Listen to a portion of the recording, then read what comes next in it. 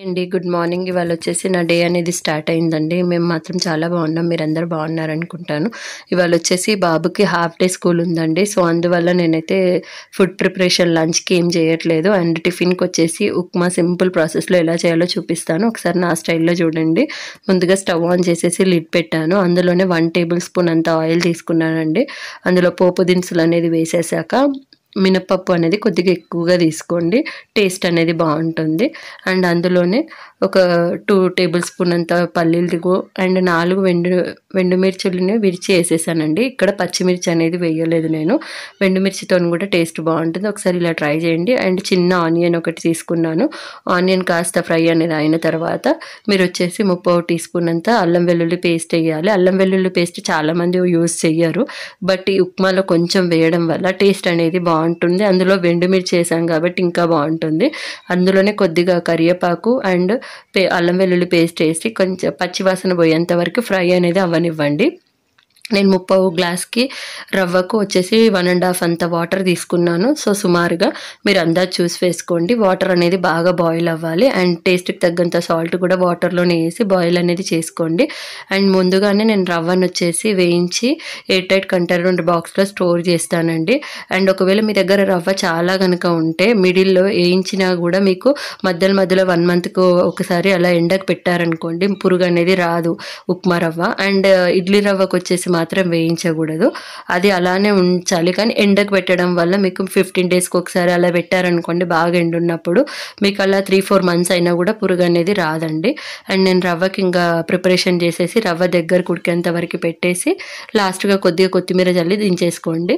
And నేనొచ్చేసి ఇక రాత్రి తోముకున్న అంట్లన్నీ ముందు నీట్‌గా సదిరేసుకుంటున్నానండి. అవి సదిరేసుకొని ఇంకా బాబుకి అలా హాఫ్ డేనే కదా లంచ్ బాక్స్ లేదు. సో, టెన్షన్ లేదు. ఇంకా బాబుని కూడా లేపేశాను నేను. ఇంకా కౌంటర్ టాప్ అంతా నీట్‌గా తుడిచేసి ఇంకా క్లీన్ చేసేసుకున్నానండి. అండ్ హాల్‌లోకొచ్చేసి ఇంకా ఏవైతే ఉన్నాయో సామాన్లంతా తీసేసి ఇంకా బెడ్ అంతా నీట్‌గా దులిపేసి సదిరేసానండి. ఇంకా బాబు కూడా లేసాడు. ఇక బాబుని బ్రష్ చేసుకోమన్నాను. అండ్ హాట్ వాటర్ కూడా పెట్టేశానండి. ఇంక అంతలోపల నేను ఎంత ఇల్లు సదురుకుంటూ చిమ్మేసుకుంటూ వచ్చానండి. ఇంకా చైర్ ట్రప్స్ కూడా క్లీన్ చేసేసాను నేను. ఇంకా బాబుతో మాట్లాడుకుంటూ డే అనేది స్టార్ట్ అయింది. సో, ఫస్ట్ క్లీనింగ్ ప్రాసెస్ అనేది అయిపోయిందండి నాకు. ఇల్లు చిమ్మేసుకొని ఇంకా అంతా సదిరేసుకుంటూ చిమ్మేసే వరకు టైం పట్టింది. ఇంకా బాబుకి కూడా స్నానం చేయించేశాను. స్నానం చేయించేసి ఇంకా యూనిఫార్మ్ వేసేసి రెడీ చేపిచ్చేసానండి. అండ్ ఇంకా బాబుతో టిఫిన్ కూడా తినిపిచ్చేసాను. సో, అయిపోయింది బాబుని. ఇంకా వ్యాన్ కూడా వచ్చాడు. సో, బాబుని తొందరగా చేసుకోమని చెప్తున్నాను. ఆయనతో మాట్లాడుకుంటూనే పని అనేది చేస్తున్నాను. ఇవాళ మాత్రం చిన్ను లేవ్వలేదండి. సో, నాకు కొంచెం టైం అనేది ఉంది. అండ్ బాబుకొచ్చేసి నేను చెప్పాను కదా నా ప్రెగ్నెన్సీ జర్నీలో నేను బాగా చల్లగా కర్డ్ అనేది తిన్నాను. అండ్ వాటర్ మిలన్స్ అనేది ఎక్కువ తినడం వల్ల ఇప్పటికి ఇంకా జలుబు అనేది ఉంటుంది. జలుబు వస్తే మాత్రం 10, 15 డేస్ వరకు బాబుకి అస్సలు పోదండి. సో, దాని దిక్కెళ్ళి నేను హోమియోపతి మెడిసిన్ వాడుతున్నాను బాబుకొచ్చేసి. ఇంకా నేను ఫ్రెష్ అప్ అయ్యేసి ఫస్ట్ బట్టలన్నీ వాష్ చేసేసానండి. వాష్ చేసేసి ఇంకా నేను ఫ్రెష్ అప్ అయ్యాను. ఇంకా దేవుని దగ్గర మొత్తం కుంకుమ పిండి అంతా ఉలకబోసాడండి చిన్నొచ్చేసి. ఇంకా ఫస్ట్ అవంతా క్లీన్ చేసేసాను నేను. క్లీన్ చేసేసి అవి ఎక్కడిదక్కడ మళ్ళీ వాష్ చేసేసి సదిరేసానండి. సదిరేసి పెట్టేశాను. ఇంకా చిన్ను నేను సదిరిన కొద్దీ ఇలానే చేస్తున్నాను. అది కింద ఉండడం వల్ల బాగా సదిరేస్తున్నాడండి అక్కడ. బట్ వేరే ఆప్షన్ లేదు. ఇంకా నేను ఉతికేసిన బట్టలన్నీ తీసుకెళ్ళి నీట్‌గా ఆరేసానండి. కాస్త బయటికెళ్ళే పని ఉండే. సో, అందువల్ల నేను తొందరగా కిందికొచ్చేసి అవన్నీ ఆరేసుకున్నాను. అండ్ ఇంకా లంచ్ ప్రిపరేషన్ కూడా చేయాలి. ఫస్ట్ బయటికెళ్ళేసి వచ్చినాక చేద్దామని చేయలేదు. ఇంకా మా వారు వెళ్దాం తొందరగా నడువు అంటే మళ్ళీ నేను కిందికొచ్చి పైకెళ్ళడం ఎందుకని కిందికొచ్చే ముందే బట్టలన్నీ తీసుకొని వచ్చానండి. సో, అవన్నీ ఫస్ట్ ఆరేసుకున్నాను. నీట్‌గా దులిపేసి ఆరేసేసాను. ఇంకొచ్చే వరకు అవి ఎండిపోతాయి కదా! ఇంకా మేము బయటికెళ్ళామండి చిన్న పని మీద. సో, ఇంకా అదే హాయ్ చెప్తున్నాడు. వెళ్ళేసి వచ్చాక ఇంకా మళ్ళీ ఇంకా లంచ్ ప్రిపరేషన్ అనేది స్టార్ట్ అయింది. ఫస్ట్ నేను రైస్ అనేది వాష్ చేసుకుంటున్నాను. ఫస్ట్ మీరు ఒక హాఫ్ అన్ అవర్ ముందు బియ్యం కడిగి పెట్టుకున్నారనుకోండి రైస్ అనేది మీకు తొందరగా 10 మినిట్స్‌లో కుక్ అయిపోతుంది. అండ్ నేను మాత్రం అన్నం వంచడానికి పెట్టానండి. అక్కడికక్కడికే సరిపడంత పెడతాను. అంటే ఎగ్జాంపుల్ ఒక గ్లాస్ రైస్ తీసుకున్నాను అనుకోండి 1 ½ గ్లాస్ వాటర్ వేస్తాను. సో, 2, 3 టైమ్స్ వాష్ చేసి 1 ½ వాటర్ వేస్తాను. సో, అలా వేయడం వల్ల ఆడికి అవుతుంది. మెత్తగా అవ్వదు అండ్ డ్రైగా కూడా అవ్వదు. మీడియం సైజులో కుక్ అవుతుంది. సో, నేను ఈ వాటర్ కన్సిస్టెన్సీ అనేది చూసుకొని పెట్టుకుంటాను. సో ఎవరు ఎలా వండుతారు, కానీ చాలామంది రైస్ వంపుతారు కదా, నేను అలా వంపను. ఇవి వచ్చేసి పంట బియ్యం అండి. నేను డైరెక్ట్గా అంటే 6 months 1 yearకి ఒకసారి స్టోర్ చేసుకునే బియ్యము. అండ్ నేను ఇట్లా ½ an hour ఒక 1 hour ముందు కడిగి పెట్టుకున్నాను అనుకోండి, ఈజీగా అయిపోతుంది. సో అందువల్ల నాకు ఎక్కువ టైం పట్టదు. సో నేను వాటర్ మంచిగా వాష్ చేసేసుకొని ఇంకా నేను రైస్లో వాటర్ వేసేసి పక్కకు పెట్టేసుకున్నానండి. అండ్ ఇవాళ కర్రీకి వచ్చేసి మాత్రం కాకరకాయ టమాటా వండుదామని ప్రిపేర్ అయ్యాను. సో దీనికి వచ్చేసి మీరు కాకరకాయలని నీట్గా ఫస్ట్ వాష్ చేసి తుడుచుకోవాలండి. తుడుచుకున్న తర్వాత మీరు కట్ చేశారనుకోండి చేదు అనేది రాదు. సో అవి ఒక చిన్న టిప్ అండి. అండ్ ఇక్కడ వచ్చేసి మీరు ఇప్పుడు వర్షాకాలం కదా, చాలా మందికి సర్ఫ్ కానీ సబ్బు వల్ల బట్టలు ఉతికేటప్పుడు ఎక్కువ వాటర్లు ఉండడం వల్ల కూడా కాళ్ళు ఊరికే పగులుతుంటాయి కదా. సో దానికోసం నేను ఒక చిన్న మంచి టిప్ చెప్తాను, రెగ్యులర్ యూజ్ అయ్యేది. సో మీరు వచ్చేసి నైట్ పడుకునే ముందు గోరువెచ్చని నీళ్ళల్లో కాళ్ళు అనేది నీట్గా క్లీన్ చేయాలండి. ఫస్ట్ నీట్గా క్లీన్ చేశాక బిఫోర్ బెడ్ మీరు పోయే ముందు అది మొత్తం కొబ్బరి నూనె ఉంటుంది కదా, కొబ్బరి నూనె కొద్దిగా పసుపు అనేది వేసి అది మంచిగా పేస్ట్ లాగా చేసేసి కాళ్ళు పగుళ్ళ దగ్గర పెట్టాలండి. అలా పెట్టి ఒక 10 minutes అనేది అది డ్రై అవ్వాలి. డ్రై అయిన తర్వాత మీరు అలా డైలీ అలా చేసి పడుకునే ముందు పెట్టుకొని కనుక పడుకుంటే ఈజీగా మీకు తొందరగా తగ్గుతుంది. ఏ ఆయింట్మెంట్స్ కూడా అవసరం లేదండి. ఇంట్లో ఉన్న హోమ్ రెమెడీస్తోనే చాలా యూజెస్ ఉన్నాయి. సో మీరు ఇంతకుముందు కూడా మనం ఏమన్నా దెబ్బ తాకితే బ్లడ్ రావడం ఇలా ఏమైనా కట్ అవుతుంది కదా, అప్పుడు ఎంబడే మీరు పసుపు పెట్టేస్తే సరిపోతుంది. పసుపు కానీ షుగర్ కానీ చాక్పత్తా కానీ పెట్టారనుకోండి, ఇమీడియట్గా బ్లడ్ అనేది ఆగిపోతుంది. ఇప్పుడు ఎవరు చేయట్లేదు కానీ ఇవి అన్ని హోమ్ రెమెడీస్ అండి. ఇమీడియట్గా ఇప్పుడు హాస్పిటల్కి వెళ్ళడం అలా చేస్తారు కదా, అది అవసరం లేదు.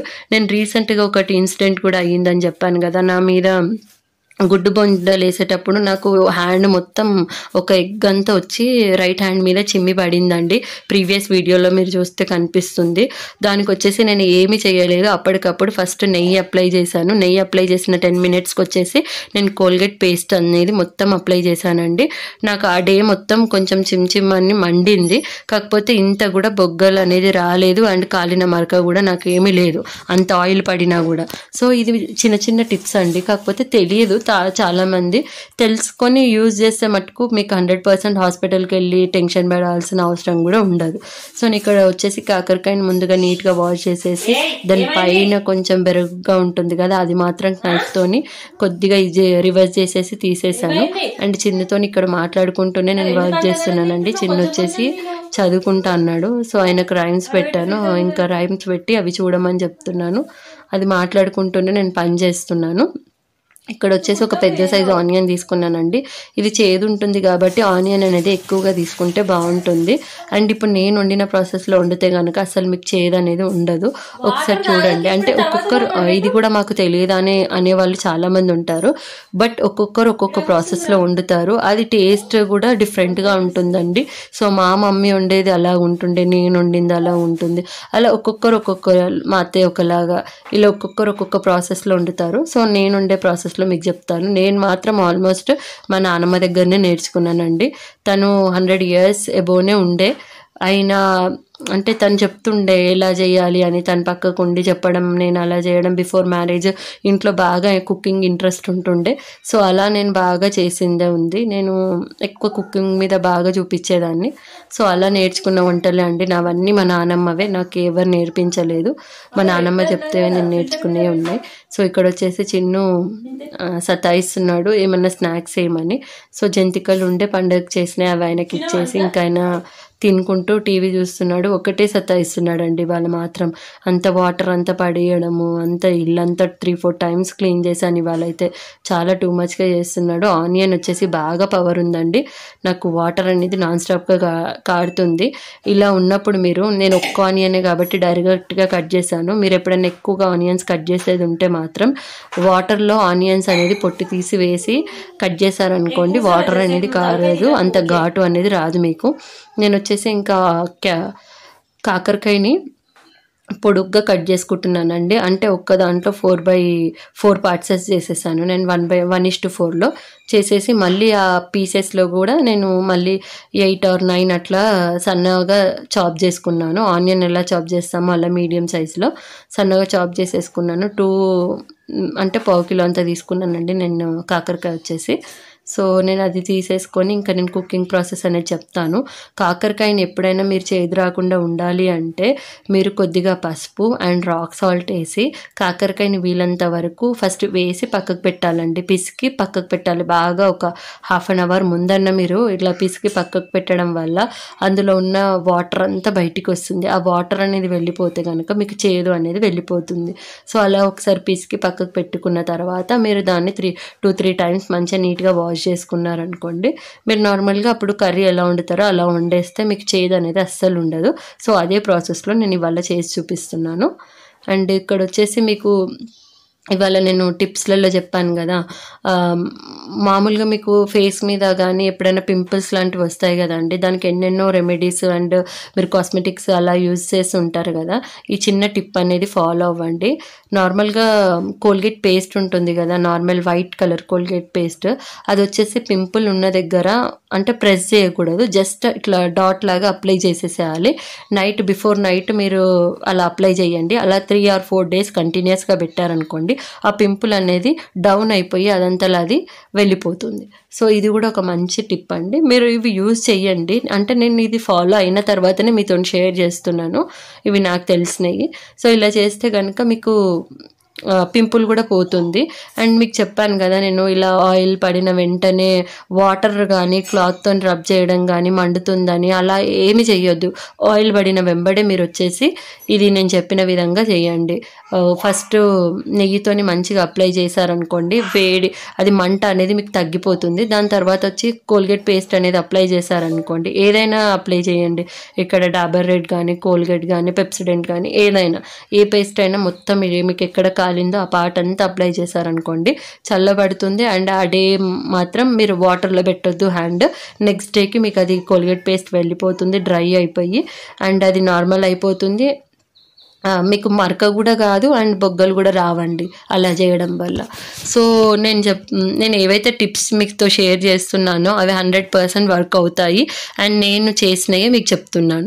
అండ్ మీకు ఇంకొకటి, ఇప్పుడు దెబ్బలు తాకుతాయి కదా, దెబ్బలు తాకిన వెంట ఎక్కడైతే బ్లడ్ అనేది వస్తుందో అక్కడ పసుపు కానీ చక్కెర కానీ చాక్పత్త కానీ ఇవి ఏవైనా మన ఇంట్లో ఉన్న రెమెడీసే కదా, అవి పెట్టేసి అలానే పెడితే కనుక తొందరగా మీకు ఆ దెబ్బ అనేది మానుతుంది.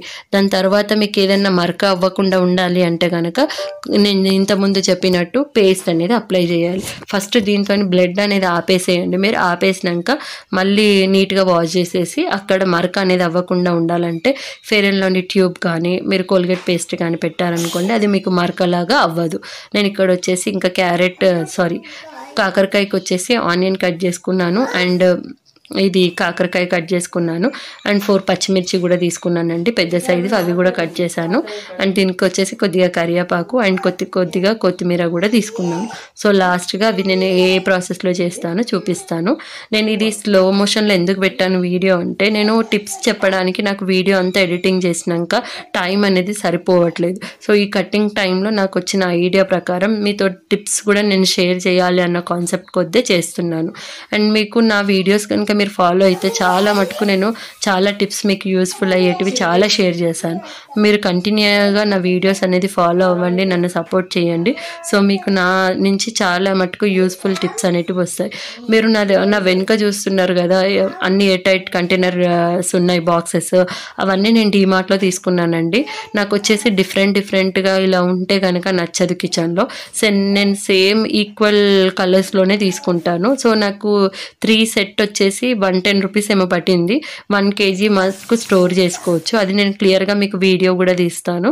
సో అది 1 kg అంత స్టోర్ చేసుకోవచ్చు అండి. అవి సిమిలర్గా ఉన్నాయి కదా, సో మీరు ఈజీగా ఐడెంటిఫై అనేది చేసుకోలేరు. సో నా దగ్గర నార్మల్ స్టిక్కర్స్ ఉంటాయి కదా, మనం ఇట్లా వాల్స్కి కానీ బుక్స్కి కానీ అంటేసే స్టిక్కర్స్ ఉంటాయి కదా, ఆ స్టిక్కర్స్ వైట్ది స్టిక్కర్ ప్లేట్ తీసేసుకొని పేపర్ తీసుకొని అది ఈక్వల్ స్క్వేర్ లాగా నేను 2:4 రేషియోలో కట్ చేసుకొని ఈ కంటైనర్స్కి అంటేసానండి. అంటేసి దానిపైన నేను మార్కర్తో రాసాను.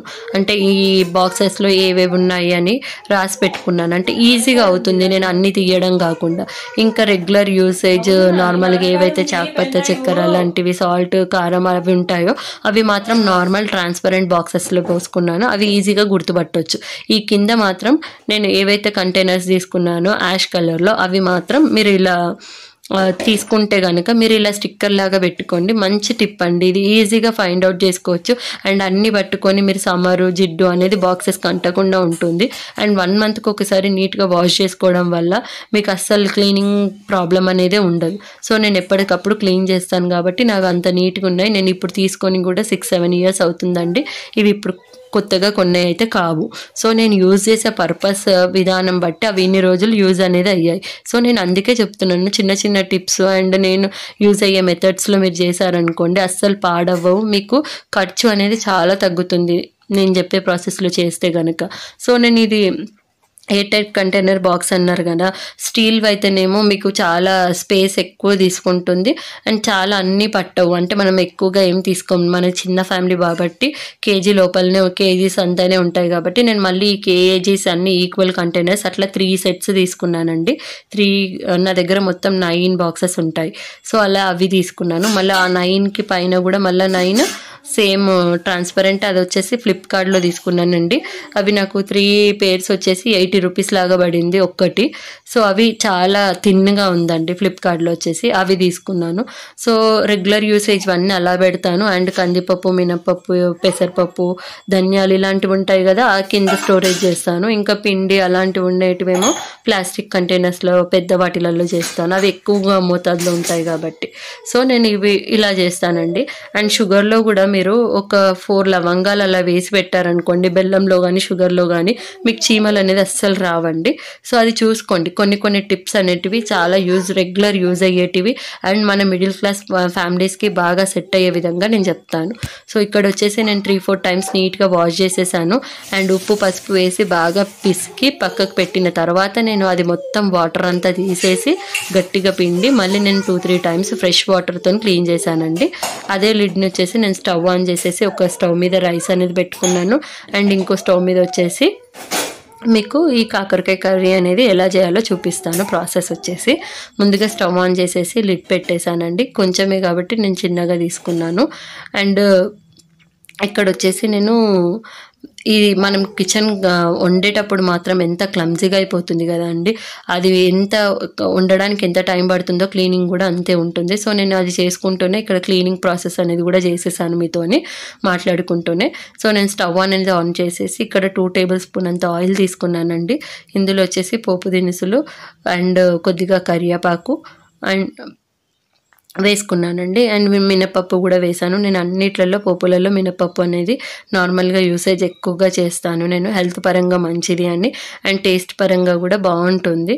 సో అండ్ కొద్దిగా కరివేపాకు అండ్ పచ్చిమిర్చి చీలికలు వేసేసి సన్నగా చాప్ చేసుకున్న ఆనియన్ కూడా వేసేసి ఆనియన్ అనేది బాగా ఫ్రై అవ్వాలండి. గోల్డెన్ బ్రౌన్ వచ్చేంత వరకు ఫ్రై అనేది చేసుకోండి. అలా ఫ్రై అనేది అవ్వాలి మీకు ఆనియన్ అని అంటే, ఆనియన్ తొందరగా కుక్ కావాలంటే కొద్దిగా సాల్ట్ అనేది వేసుకోండి. అలా వేయడం వల్ల ఆనియన్ తొందరగా ఫ్రై అనేది అయిపోతుంది. సో నేను ఆనియన్ ఫ్రై అనేది చేసేస్తున్నాను.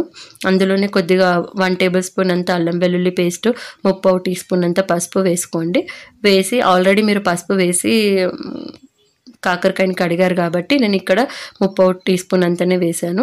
అండ్ ఇలా మీకు ఏదైతే లొంత ఉన్న పాత్రని మీద పెట్టి కొద్దిగా వాటర్ అనేది తీసుకున్నారనుకోండి తొందరగా కుక్ అవుతుంది. సో ఈ కర్రీ అనే కాదు ఏ కర్రీ అయినా కూడా తొందరగా అయిపోతుంది. ఇక్కడ వచ్చేసి నాకు ఆనియన్ ఫ్రై అయిపోయింది. అల్లం వెల్లుల్లి పేస్ట్ కూడా వేసేసి ఫ్రై అనేది చేసేసానండి. ఇది కొద్దిగా ఫ్రై అనేది అయిన తర్వాత మీరు కాకరకాయ ముక్కలు ఏవైతే ఉన్నాయో అవి గట్టిగా పిండుకుంటూ వేయండి. ఆల్రెడీ మనం స్ట్రెయినర్లో వేసాను, బట్ వేసేటప్పుడు మళ్ళీ ఇంకొకసారి ఒకసారి గట్టిగా పిండుకుంటూ వేయండి. సో ఇలా చేయడం వల్ల కాకరకాయ అస్సలు చేదు ఉండదు. నేను ఈ ప్రాసెస్ ఏదైతే చెప్పానో ఆ మెథడ్లో చేస్తే కనుక నార్మల్ మీరు కర్రీ ఎలా తింటారో అలానే తినగలుగుతారు. పిల్లలు కూడా తింటారండి మా ఇంట్లో ఈ ప్రాసెస్లో నేను చేస్తే కనుక. సో వచ్చేసి ఇక్కడ నేను మంచిగా అంతా మిక్స్ చేసేసి అండ్ సాల్ట్ వచ్చేసి టేస్ట్కి తగ్గంత వేసుకోండి. వేసేసి కలిపి ఇంకా లిడ్ పెట్టి క్లోజ్ చేయడమే అండి. లిడ్ పైన వాటర్ అనేది చెప్పాను కదా, వాటర్ పెట్టండి. అండ్ నా దగ్గర వచ్చేసి ఫెస్టివల్కి కొట్టిన కొబ్బర్లు చాలా ఉన్నాయండి. సో దానివల్ల ఇవాళ వచ్చేసి నేను మంచి రెసిపీ ఇంకొకటి కూడా మీకు యూజ్ అయ్యేది చూపిస్తాను. ఇవాళ నేను ఇంకా స్నాక్స్కి కూడా అవుతుంది అది అని అనుకుంటున్నాను. సో అందువల్ల నేను అది చేయబోతున్నాను. సో ఫస్ట్ నేను కర్రీ అనేది ముందు పెట్టేసుకుంటే నేను కొబ్బరి ముట్టీలు కూడా చూపిస్తానండి ఎలా చేయాలి అనేది. సో ఇక్కడ ఈ ప్రాసెస్ చేసుకుంటూ కౌంటర్ టాప్ అంతా నీట్గా చేసేసుకున్నాను. అండ్ మీరు ఏదైతే కొబ్బరి వెనుక భాగం ఉంటుందో నల్లగా బెరుకులాగా ఉంటుంది కదండి, అదనేది తీసి చెయ్యండి. ఏది కొబ్బరి ఐటమ్ ఏది చేసినా కూడా అలా చేయడం వల్ల మీకు వచ్చేసి దగ్గు అనేది రాదండి. ఎవరికైనా సరే, పెద్ద వాళ్ళకైనా చిన్న వాళ్ళకైనా ఎన్ని తిన్నా కూడా, మీరు ఎంత తిన్నా కూడా నార్మల్ కొబ్బరి తిన్నప్పుడు కూడా మీరు ఆ బెరుక అనేది తీసి పిల్లలకి ఇచ్చారనుకోండి దగ్గు రాదు. సో ఇది కూడా ఒక మంచి టిప్ అండి మీకు. సో నేను ఇలా మొత్తం సగం నేను ఒక కొబ్బరికాయ మొత్తం తీసుకున్నానండి.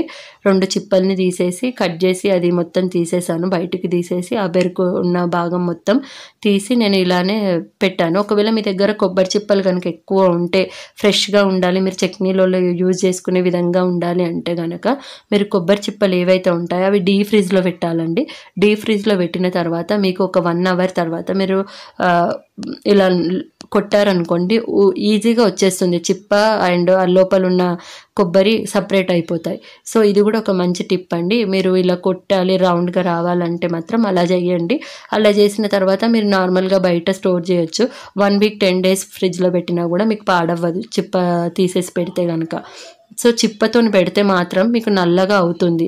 ఆ చిప్పలో ఉన్న బ్లాక్నెస్ మొత్తం మీకు ఆ కొబ్బరిలోకి వెళ్ళిపోయి ఫ్రిడ్జ్లో ఉన్నా కూడా నల్లగా అయిపోతుంది. అలా కాకుండా ఉండాలంటే చిప్పని మీరు రౌండ్గా ఇలా నేను చెప్పిన విధంగా తీసి స్టోర్ చేశారనుకోండి, మీకు 1 వీక్ 10 డేస్ అయినా కూడా పాడవ్వకుండా ఉంటుంది. ఇది కూడా ఒక మంచి టిప్ అండి.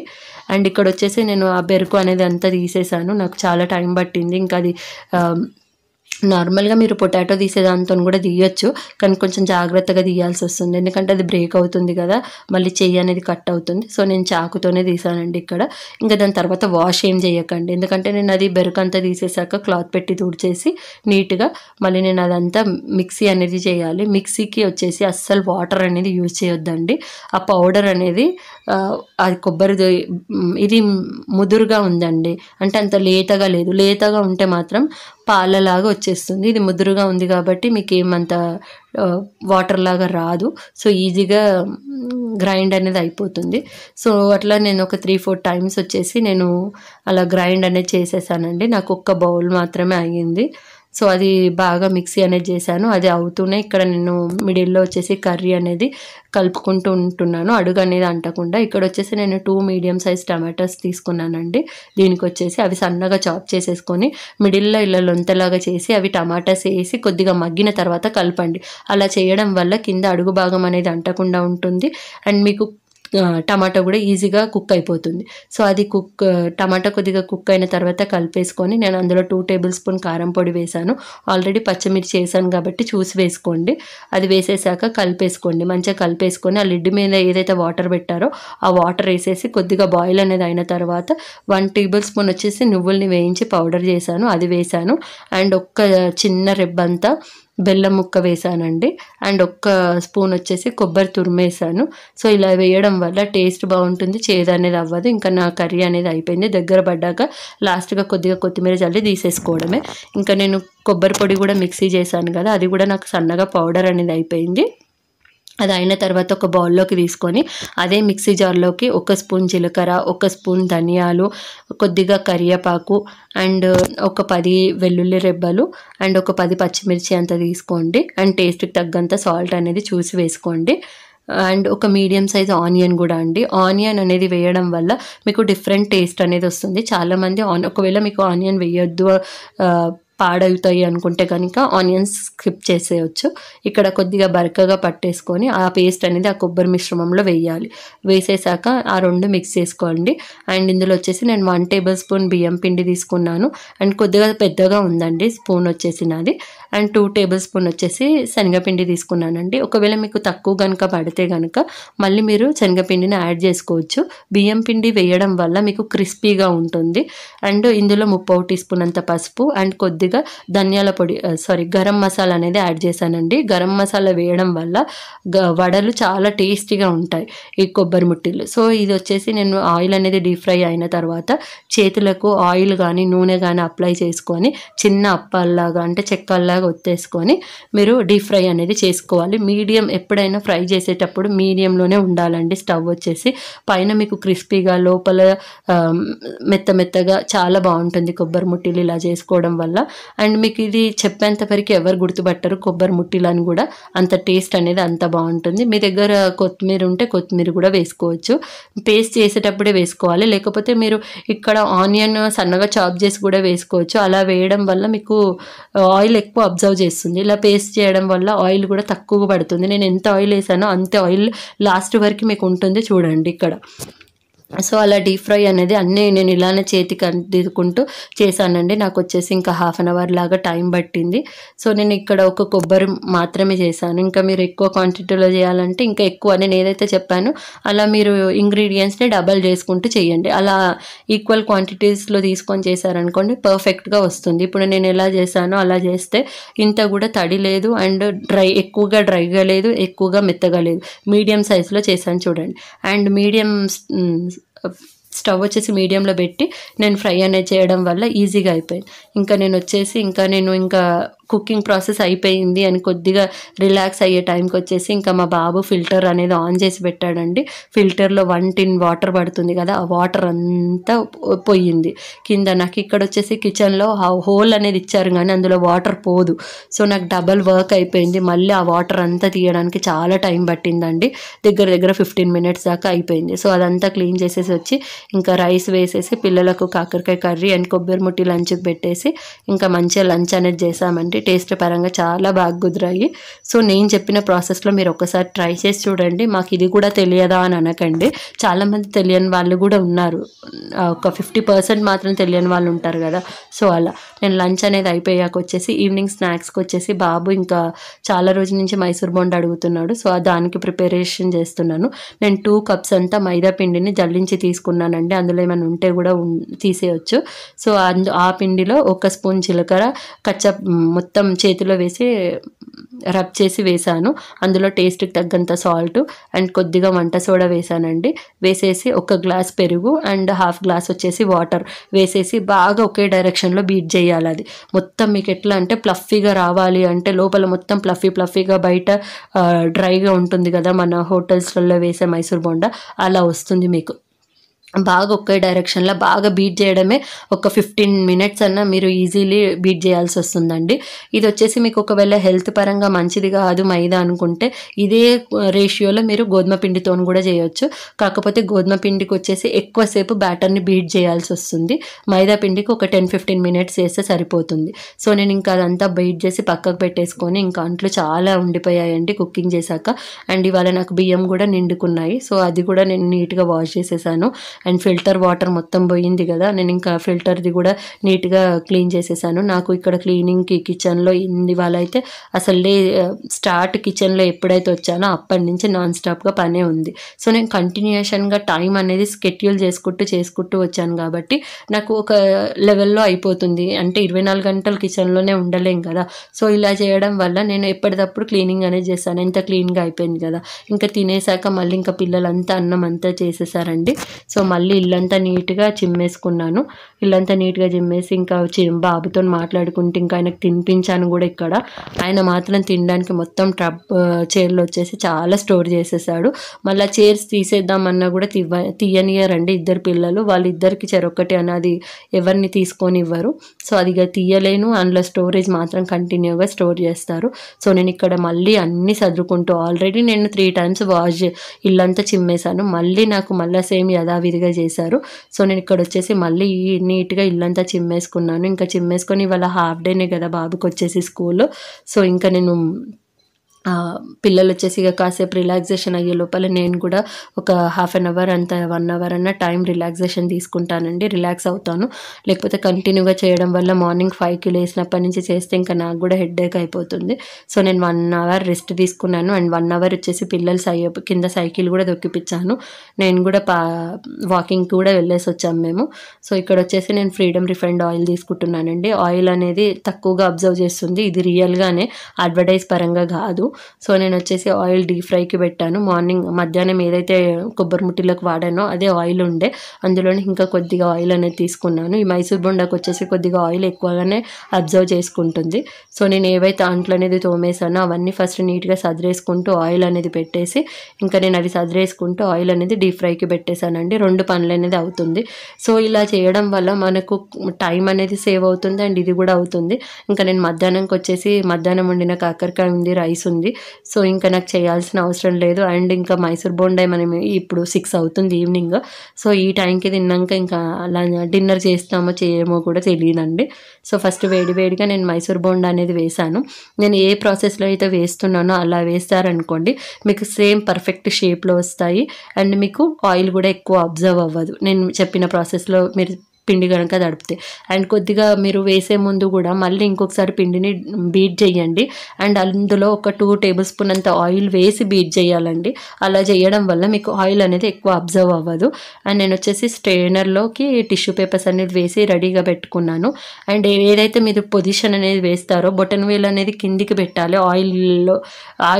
ఆయిల్ ఆపోజిట్ డైరెక్షన్లో పెట్టేసి పిండి అనేది ఇలా కింది డైరెక్షన్లో వేయాలి. అంటే ఇలా మీకు నీళ్ళు అద్దుకొని పిండి అనేది ఇలా ముంచి వేయడం వల్ల ఈజీగా అందులోకి డ్రాప్ అయిపోతాయి అండ్ మీకు చిమ్మదు అండ్ షేప్ కూడా ఈక్వల్గా వస్తాయండి. ఫస్ట్ హై ఫ్లేమ్లో పెట్టి ఒకసారి అన్నీ ఫ్రై అనేది అయిన తర్వాత మళ్ళీ అది సెకండ్ ట్రిప్లో వేసి మళ్ళీ ఒకసారి మీడియం ఫ్లేమ్లో పెట్టి నేను ఫస్ట్ ఫ్రై చేసుకున్నాను. అండ్ మళ్ళీ అవి తీసేసి మళ్ళీ హై ఫ్లేమ్లో పెట్టి మళ్ళీ ఒకసారి సెకండ్ వాయి అనేది వేసి ఫ్రై చేశాను. నేను ఏ షేప్లో అయితే వేస్తున్నానో చూడండి, బొట్టన వేలు అనేది కిందికి పెట్టి ఇలా వేస్తున్నాను. సో ఆ డైరెక్షన్లో వేయడం వల్ల మీకు మంచి కుక్ అవుతాయి అండ్ ఈక్వల్ షేప్లో వస్తాయి.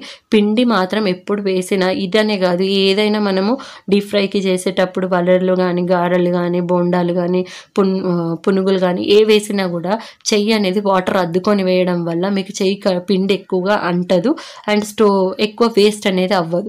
సో ఇలా అనేది చేశాను నేను. ఇంకా పిల్లలు వచ్చి ఈగర్లీ వెయిట్ చేస్తున్నారు తొందరగా పెట్టమ్మా అని. సో ఫస్ట్ నేను వచ్చేసి ఇంకా సాల్ట్ అనేది అప్పుడే వేసుకున్నానండి. నేను అందరితోనే వేస్తాను, టేస్ట్ పరంగా ఏమి చూసుకోను, అది అలవాటు అయిపోయింది. ఇంకా ఈక్వల్ ఆడికి అయిపోతుంది. కర్రీస్లో కానీ దేంట్లోనైనా సరే నేను అంతే, టేస్ట్ అనేది ఏం సపరేట్గా నేను చూడను మళ్ళీ.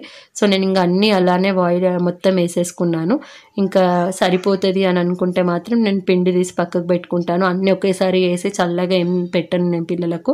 ఒకవేళ పిండి మిగిలితే నేను మళ్ళీ పిల్లలు తింటా అంటే మళ్ళీ వేయొచ్చు, లేదా మీరు మళ్ళీ మార్నింగ్ కూడా వేసుకోవచ్చు. సో ఒకేసారి వేసి అవి తెల్లారి తినే కన్నా అప్పటికప్పుడు వేడిగా వేసి తినడం బెటర్. సో ఇది అయితే గుడ్ ఫుడ్ అని అయితే చెప్పను, మంత్లీ వన్స్ అయితే చేయొచ్చు. ఎందుకంటే పిల్లల్ని మరీ మనం స్ట్రిక్ట్గా ఉంచి ఇలా